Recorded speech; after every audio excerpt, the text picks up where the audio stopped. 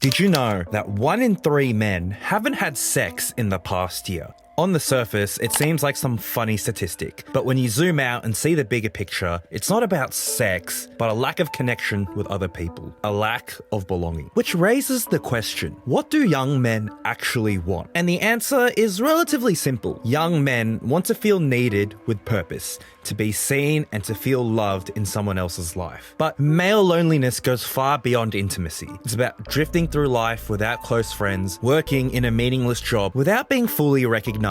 It's the quiet feeling of being invisible. And when the world keeps showing you over and over that men's issues are just a punchline, some start to believe that their struggles don't matter. So, for many men, the result is a quiet, gnawing sense of isolation, where they don't speak out because they've been taught not to. And yet somehow, the story that addresses this epidemic better than any other medium is Chainsaw Man. Chainsaw Man is violent and absurd. A boy who grows chainsaws out of his arms and slays devils. But underneath, it's one of the rawest depictions of male loneliness in modern media. And I think it's important to know the author's upbringing, Tatsuki Fujimoto. Compared to a lot of other manga authors, Fujimoto didn't go through the same pipeline that other authors went through. He grew up isolated in rural Japan, where the resources for him to learn just weren't there. And you can see why his works look a bit rough at times. But that's also a reason why Fujimoto's stories resonate so much. The raw emotion behind his characters feel visceral, like they have something to say. Early in his career, Fujimoto lived paycheck to paycheck on his one-shots, worrying his parents with how unstable a future in manga looked. And you can't read his works without seeing those insecurities bleed through. Agni is constantly suffering from being burnt alive, trying to find any purpose in an apocalyptic wasteland. Or take Fujino, who pours everything into drawing manga, only to realize that she'll never catch up to Kyomoto's natural talent.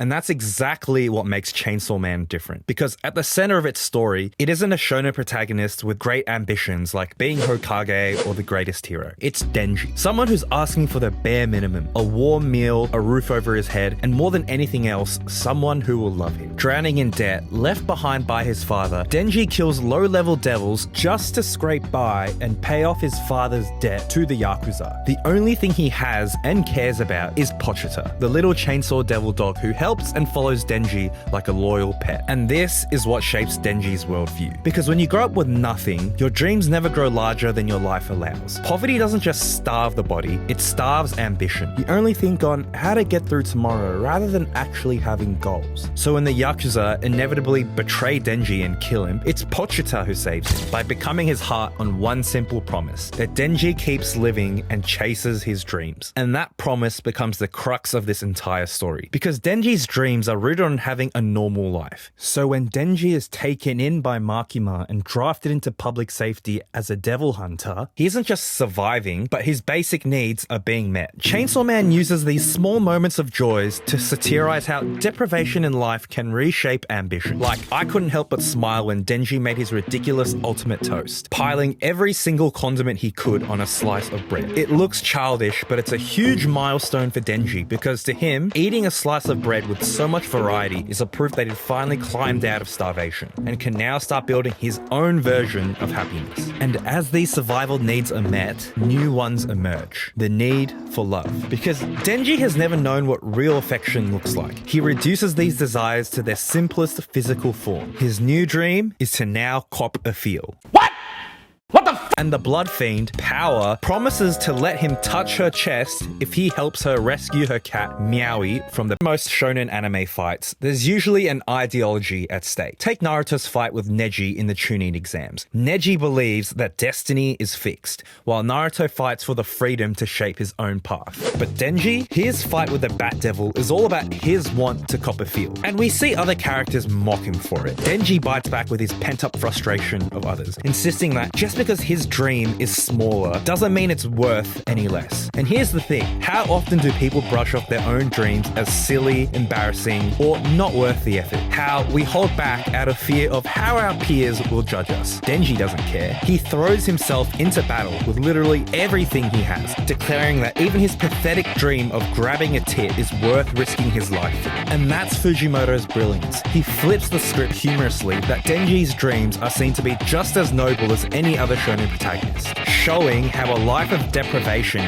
can shrink ambition, but Fujimoto refuses to belittle it. Because when you've had nothing, even the smallest dream is still a mountain worth climbing, even if that mountain is just touching boobs. But when Denji finally accomplishes his titty dream, it doesn't live up to anything he imagined. The reality is underwhelming. Touching Power's chest doesn't give Denji any fulfillment. And in a way, this often mirrors reality. We all have our own version of the titty dream. That one goal we're convinced will finally make us happy once we achieve it. But if you can't find joy in the process, you probably won't be happy once you get there. For Denji, it plants the seed of a creeping depression. That realization that no matter what he achieves, he'll never feel truly satisfied. It's here that Makima steps in. She tells Denji that physical touch means nothing without real connection behind it. And for someone who's never known love, her words hit Denji like a gospel. Denji is able to cop a feel with Makima, and the experience is intoxicating. Understanding the meaning that intimacy isn't just about the act, but the connection behind it. Then she raises the stakes. If he helps her eliminate the gun devil, she'll grant him any wish. And just like that, Denji latches onto that promise, not for the status of slaying the gun devil, but because he believes that Makima holds the key to happiness. And that's where Denji's story shifts. If shallow hookups can't make him happy, then what he cares for is the fantasy of someone who truly cares for him. And that's exactly what Reze offers. Reze feels like someone straight out of a dream. She's the first person to actually treat Denji as a real human being rather than a tool. She laughs at Denji's awkward jokes, teases him gently, and for the first time in Denji's life, he feels seen for who he is and not just as the Chainsaw Man. So we see Denji live the kind of teenage dream he's always been denied. These moments are magnetic. It's a poignant contrast to the blood-soaked devil hunts we usually see Denji in. For the first time, he believes he's found proper companionship. But Denji's still figuring it out what love even is. He's still devoted to Makima, but now he's falling for Reze. And it all ties back to something Denji says when he first meets Reze. I like people who like me. It's a feeling many people can relate to, mistaking the smallest acts of kindness for something deeper. Because when many men go through life without being noticed, small interactions with women feel like a miracle. And that's one of the cruelest parts of loneliness. It makes you grateful for anything. When you've spent your whole life feeling invisible to others, the first person who smiles at you feels like ecstasy. It doesn't really matter who they are, only that they looked your way. That's what makes Reze such a special character. She represents the ideal girl a lot of men wish for in their lives. Someone who just treats you with genuine kindness and listens to you. She never judges Denji for his flaws and tries to guide him on what normal life should look like. We've all heard the saying that there's someone out there for everyone. The idea that if you just meet the right person, you'll suddenly be happy and that emptiness will go away. Instead of building your own sense of purpose, you start waiting for someone to give it to you. And that's why so many people end up clinging to the idea of the one, because it's easier to believe love will save you than to face the parts of your life that need fixing. Because Reze and Denji reflect two sides of a struggle. Fujimoto introduces the Aesop fable of the city mouse and the country mouse. In the story, two mice live very different lives. The country mouse has a simple life in the fields, eating meager food but with safety and peace, while the city mouse lives surrounded by feasts in a rich home. But every meal comes with the risk of traps and cats. It's a choice between a peaceful poverty or a dangerous abundance. Denji chooses the city mouse. For someone who grew up with nothing, danger feels worth it if it means excitement and good food. What's the point of safety if it only comes with loneliness? Denji's choice mirrors what a lot of men struggle with today. Most don't just want comfort, but a life that means something. But the problem is, no one knows what that means anymore. So they turn to the internet, and where the online dads promise that purpose comes through grinding, telling you to wake up at 4 a.m., build 3 businesses that generate you 6 figures a month, and you'll never feel sad again. The city mouse dream of constant motion equated to meaning. And maybe for some people, that lifestyle is worth it. That feeling that you're building something. But But for Denji, his drive isn't about purpose, it's about distraction. Whenever his life slows down, Denji has to start thinking, and thinking hurts. After Himeno's death, he even wonders if he'd feel sad if Power or Makima died, before brushing it off with, forget that serious stuff, unhappy thoughts will only make you unhappy. And that's exactly how a lot of people chasing the city mouse life feel. You keep moving because stopping means thinking, which is terrifying. So you drown out the quiet with work and motion, hoping it'll fill the space where meaning's supposed to be.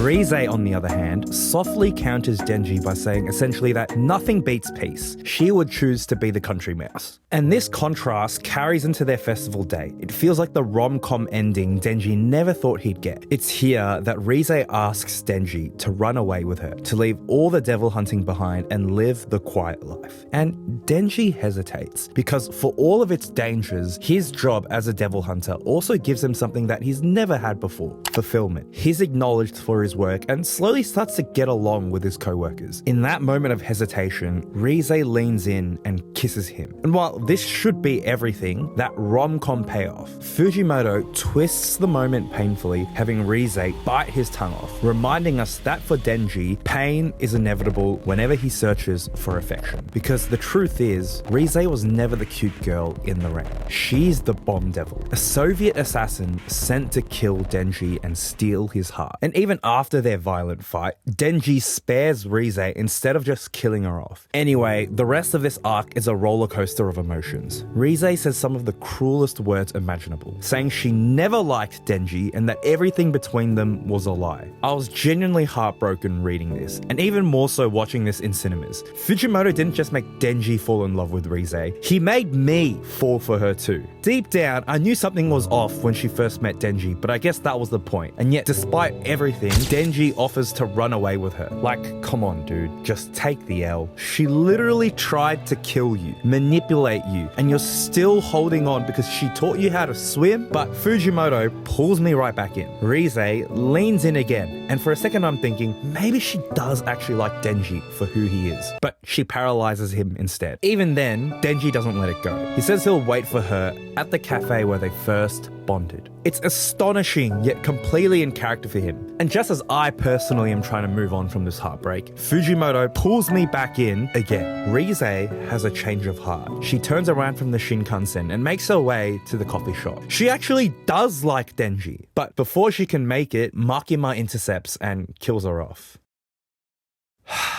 This is a cruel man. So Reze's talk about the country mouse life makes sense. She's trying to run away from the violence she was raised in. She's someone who's lived through chaos and realized that choosing the quieter life of the country mouse isn't a weakness. It's clarity, the ability to finally tune out all the noise around you and figure out what actually matters to you. That's how she was able to connect with Denji in the first place. Both are being used while also just desperate and wanting to live a normal life. And that's something I really like about the country mouse and city mouse story. While it can be seen as safety or danger, I like to see it as comfort or fear. People don't usually choose one life over another because it's better, but based on familiarity. Denji and Reze are both products of that. Denji keeps shifting what happiness means to him because of his poverty. Reze dreams of peace because she was raised in violence, but both of them are still trapped in their own way. The city mouse spends his life running, terrified of losing momentum. The country mouse grows content in stillness until comfort quietly turns into complacency. And I think it's something that Fujimoto captures really well. How people aren't born as a city mouse or country mouse, but become them through lived circumstances. But while Denji's loneliness is loud and desperate, Fujimoto also explores the opposite side of that loneliness through Aki. He embodies what people call the quiet epidemic. Aki embodies what modern masculinity often becomes: disciplined and composed, but silently crumbling. On the surface, Aki looks like your classic shonen rival, the cool, stoic archetype like Sasuke or Uryu. But Fujimoto flips that expectation right from the start. When Aki is first assigned as Denji's partner, he immediately dismisses expresses Denji's motivations for becoming a devil hunter, mocking him for only wanting to impress Makima. Denji's response? He kicks Aki in the balls over and over again, making it clear he has no intention of acknowledging Aki as a rival or an equal, undercutting that shonen archetype before it even has a chance to form. But instead, we get something a lot more interesting. Aki is revealed just to be another lonely guy living for the purpose of revenge. At a young age, his whole family was killed by the gun devil, so every detail of his life is now built around that wound. The anime takes us even further by showing us his morning routine, an anime original scene, and it's meticulous in every detail. We watch Aki brush his teeth, make his morning coffee, light his cigarette, with the frame lingering on the smallest motions. We also see how bare his apartment is. It's not the home of someone that's living, but of someone who's turned his existence into nothing but a mission. Despite this, Aki isn't completely alone. The only person who's able to break Aki's walls down is Himeno, and Fujimoto beautifully showcases this through their shared habit of smoking. We get a flashback where Himeno says that if Aki is to be a partner, then he needs to pick up the habit of smoking. Aki refuses at first, but eventually gives in on one condition. He'll smoke one cigarette and it'll be his only and final cigarette. And when we turn the page, we cut to the present with Aki immediately asking Himeno for a cigarette. This is literally how peer pressure works for any bad habit. And speaking from experience, don't fall for it. But in Aki's case, smoking is a reminder of Himeno. We also get moments of Himeno asking Aki to quit the public safety division and settle down with her. But Aki refuses. His revenge still comes first. And that's why Himeno's sacrifice is so crushing. In her final act, she gives her body to the ghost devil in order to protect Aki from the katana devil. And as she fades, we hear her final thoughts. Aki can cry. Most devil hunters eventually become numb to loss, but Aki isn't like that. Aki is quick to cry, where he'd even cry in private, and that softness is exactly what she wants to protect. That having someone who will cry for you is what makes life meaningful. And we see this in the aftermath of the fight. In the hospital, Aki reaches for a cigarette out of habit, stops, and is instantly reminded of Himeno. And in that moment, he breaks down quietly, which just shows that Aki isn't this unshakable avenger he tries to make himself out to be. And this is what makes his following compromises so powerful. He starts warming up to Denji and power, letting those walls drop further. After Denji captures the katana devil, Aki agrees to Denji's childish contest and who can kick the katana devil in the balls and make him scream the loudest. It's so out of character for Aki to do this, but it makes sense. A way for him to grieve over Himeno's death and share a moment with Denji. Being one of the rare moments you actually see Aki smile. Aki spends most of his life pretending he can carry everything alone. He bottles up his grief and his fear because that's what he thinks strength looks like. It reflects a bigger problem today. How men are taught to treat their emotions as a weakness, to swallow the pain and to keep moving forward, no matter the cost. Bottling everything up just builds stress, seeping into other parts of your life, wearing you down to exhaustion. And by the time you realize that, the damage has already been done. And that's where the anime leaves us for now. From here on out, I will be talking about events that happen in the manga, covering the rest of part 1. So if you're an anime only, this is your spoiler warning. Come back to this video once the anime catches up, or even better, read the manga. And trust me, the manga is worth reading. After the international assassination arc, the story slows down, and there's a tonal shift within our main characters. After the encounter with the Darkness Devil, Aki has lost an arm. Power has PTSD and constantly needs attention, where Denji is forced to step up and help in taking care of it. Despite the constant bickering we see between the three, we start to see them act like an actual family rather than reluctant roommates. What makes this shift even more striking is how we see Denji's priorities change. Throughout the international assassination arc, his motivations are just as simple as the dog he is. Fight off all the assassins so he can finally go on a trip with Makima to end Noshima. And now that the opportunity has finally presented itself, he declines. Instead, he decides that he needs to stay at home and take care of Power. For once, Denji puts someone else's well-being above his own desires, and Fujimoto makes it explicit. Denji has no sexual attraction to Power. He feeds her, bathes with her, and even sleeps with her so she feels safe. They do genuinely care for each other, but in a platonic sibling way. And that's a rare thing to see in anime. Most male-female bonds are almost always played up as a romance, whether if it's with the childhood friend, the teacher, or even the biological sister. But Chainsaw Man's focus on platonic companionship is also what makes the following chapter so powerful, which is also my favorite chapter in this entire series, because it shows what Chainsaw Man is really about. Aki has a yearly ritual where he goes back to Hokkaido to see his family's grave. This time, he's bringing Denji and Power along with him. And of course, Denji and Power act like menaces on this trip. They cause commotion on public transport, steal offerings meant for other graves, and just make Aki's life hell. You can just see in how Fujimoto deliberately panels these pages. There's never a moment where Aki is alone, and he's constantly reacting to Denji and Power. It's only when they finally fall asleep that Aki gets his first moment of silence. Denji wakes up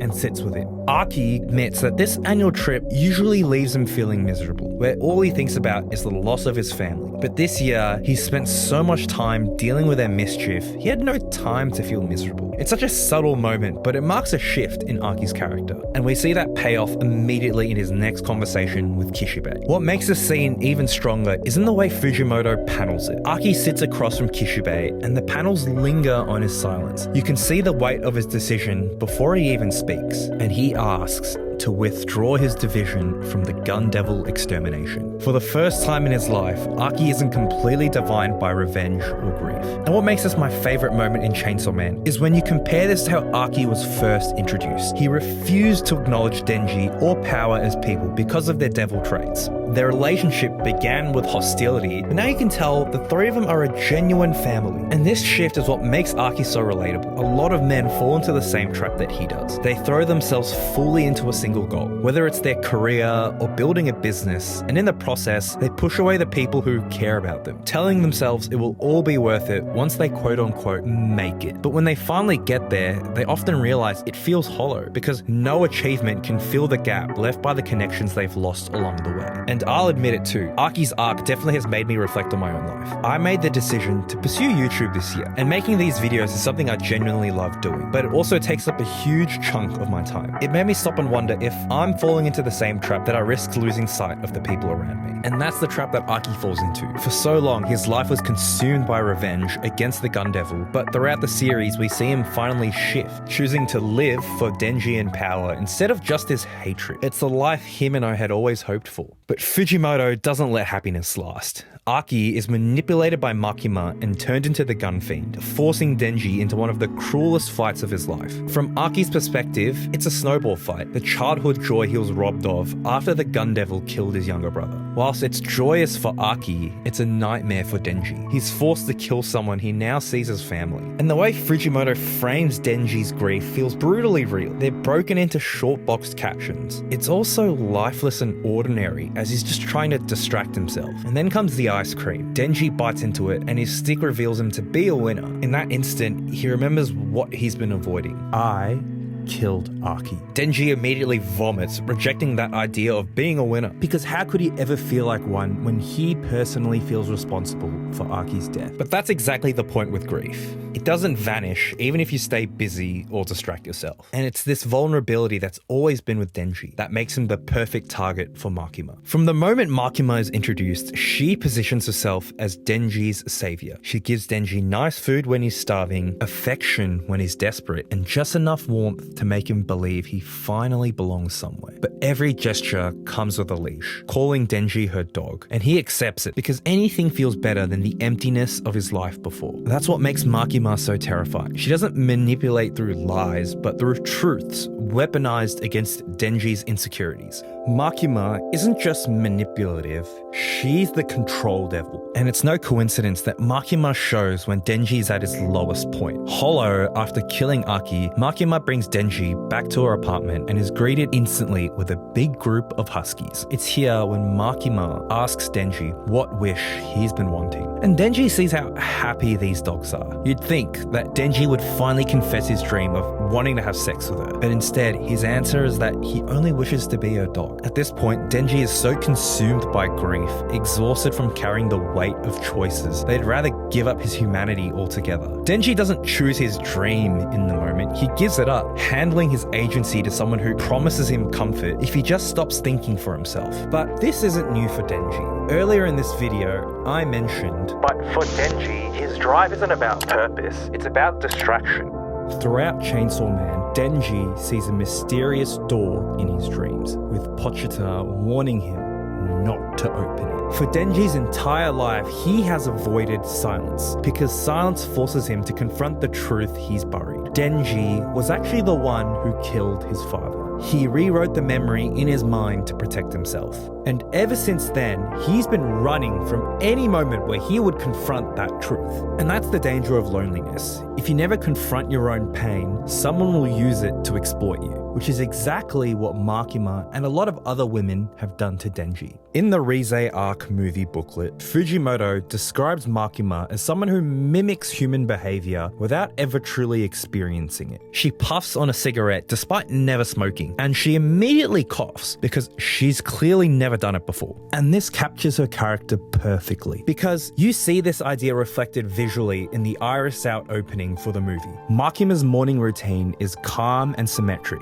just in the way she makes her breakfast, reads the morning newspaper, while her apartment is bathed in a soft morning light. And I love how Studio Mappa contrasted this with the chaotic morning of Denji, Power, and Aki. Denji's half asleep, Power refuses to go to work, and Aki is just being Aki. This loud messiness is what it's like to be a human. Makima copies gestures of humanity without ever feeling them, and that's exactly why she loses. In the final fight, Makima is fixated only on Pochita, the chainsaw devil, and she never notices Denji himself. She's never seen Denji as a human being, and it's that blind spot that allows Denji to sneak up on her and finally defeat her. What really lets Denji win is something Makima could never replicate: the messy, painful bonds he had with Aki and Power. While Makima imitates humanity, Denji lives through it. Ultimately, that is what makes him human. And that's why Chainsaw Man resonates so strongly with the loneliness men face today. You can chase money, status, sex, whatever goal you set, but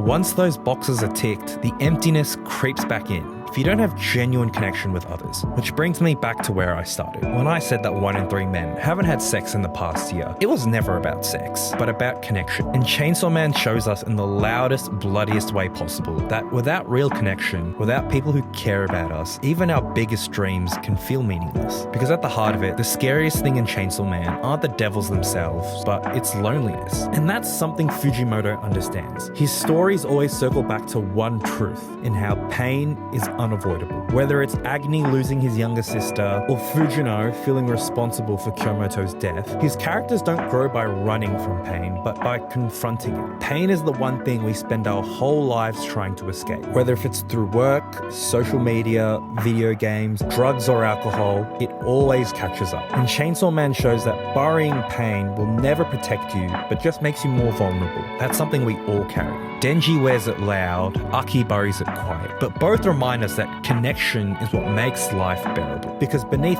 all of the chaos it presents, Chainsaw Man reminds you that you're still human. And if you're going through it right now, I hope this video at least made you feel a little less alone. Chainsaw Man and a lot of other Fujimoto's works meant that for me. Anyway, video's over. Like, comment, subscribe, and I'll see you in the next one.